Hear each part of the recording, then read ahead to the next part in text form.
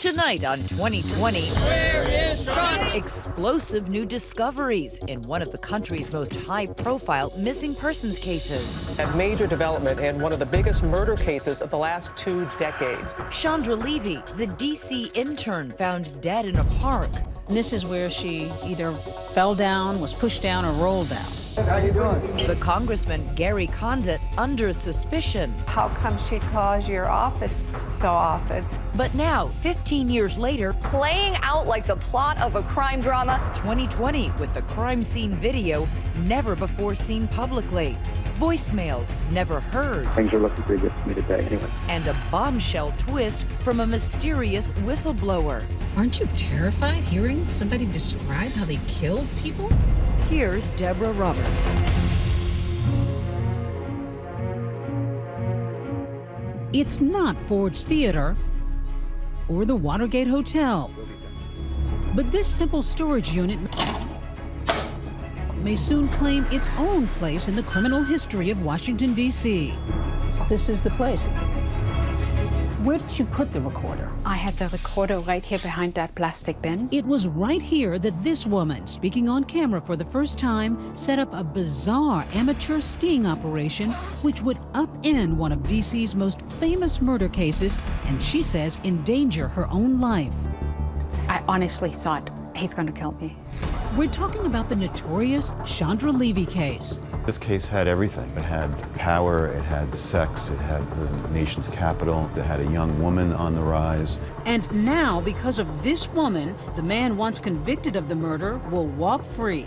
Do you regret making those recordings? I had that recorder because my gut instinct told me something was really wrong and something terribly could happen.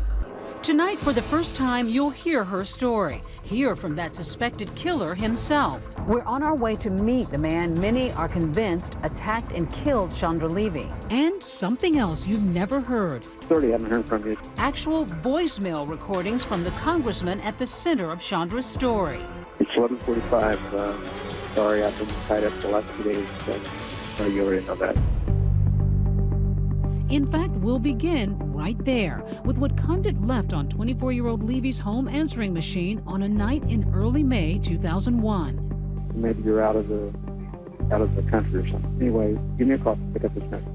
The Democrat of Central California is wondering where Chandra is, and he's not the only one. I called up, and then she didn't answer. Bob Levy, an oncologist, and wife Susan are expecting their 24-year-old daughter back home in Modesto, California. She was shy. She really liked being at home. Yet her daughter was ambitious, dreaming of a career in law enforcement. You sound like you're very content with the program and everything. Oh, yeah. She'd even volunteered at her local police department before heading to the nation's capital. She got the internship, Department of Prisons there, and I think she was interested in going to the FBI. The FBI would be in Chandra's future, but not in the way she imagined. After 9 months in D.C., the internship is over.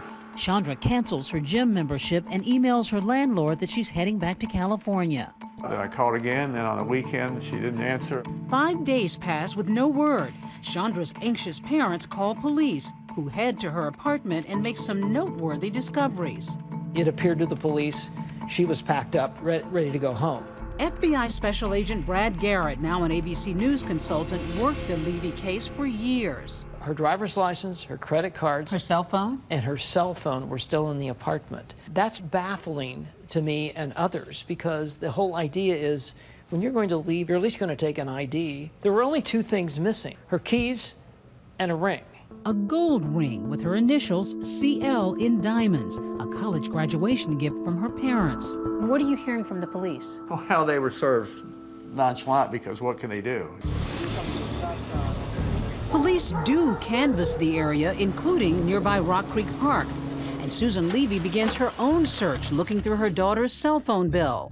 I saw this number that was being called many, many, many times. I decided to call that number, and it turned out to be Gary Condit, and he answered the phone. And what did you say? And I was kind of surprised, and I said, "Do you know where my daughter is?" And I thought to myself, this is wrong.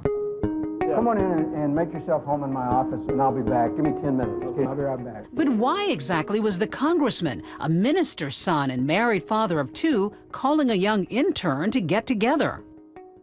Give me a call. Give me a rundown on kind of what your schedule is. Things are looking pretty good for me today. Anyway, bye. Condit's always maintained he cooperated with police and voluntarily came in for questioning. But former D.C. Chief of Detectives Jack Barrett believes Condit was being coy. He admitted to the detectives that first night that they were dating. We didn't know whether it was a friendly relationship. We didn't know if it was a sexual relationship. He didn't admit that he had a sexual relationship with her. He did not. Word soon leaks that Condit and Levy did have something going on. She'd even dropped hints to her family. Listen to this home video. Terrence also one of our adventures in D.C., the Bureau of Prisons, and a congressman's friend. And Chandra had vaguely described a romance to her co-worker, Sven Jones. When she spoke of her relationship, she never offered a name. She just said, powerful person. Someone who she was in love with. Someone who she could see making a life with. Talk of a congressional sex scandal sets off a media firestorm. Police have questioned Congressman Gary Condit, who has reportedly said Levy spent some time in his Washington, D.C. area condo. In front of Gary Condit's office, the whole street was blocked off with TV trucks every day. Out in front of the Levy's house, the same thing, TV trucks, camera crews. Were you wondering or worrying for a second whether your father was somehow implicated in this? No, I knew he wasn't. I knew he had done nothing wrong, illegally wrong. When folks start calling my dad a murderer, it's wrong. Chad is Condit's eldest child, a top aide to the governor of California when the Levy case broke. He hadn't hurt her, hadn't obstructed justice, told the law enforcement people from the start what the deal was. The Levys aren't buying it and take their suspicions public. We would ask Congressman Condit and anybody else with information to please come forward. Please cooperate with the police.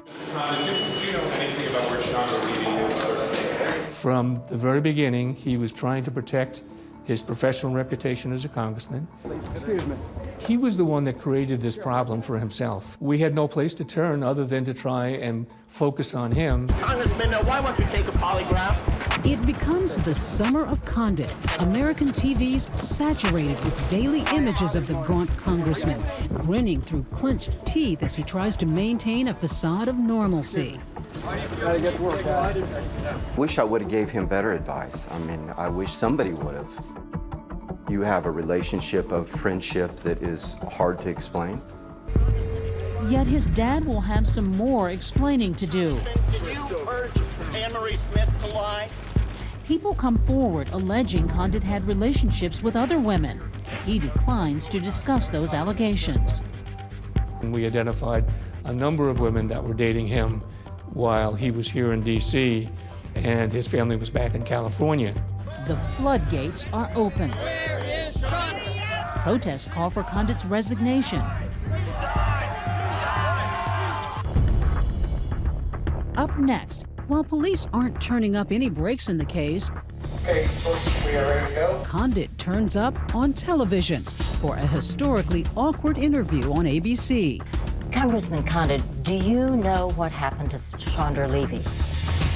What a twisted tale already. I'm David Muir. And I'm Elizabeth Vargas. That question, what happened to Chandra Levy, was going to be front and center at an all-new trial taking place right now. But that trial was scuttled because of the stunning new information you're about to hear. An explosive new 7-hour recording that has turned a case that was solved into a mystery all over again. So join us right here tonight as we take you into Rock Creek Park, video never seen before, right from the crime scene.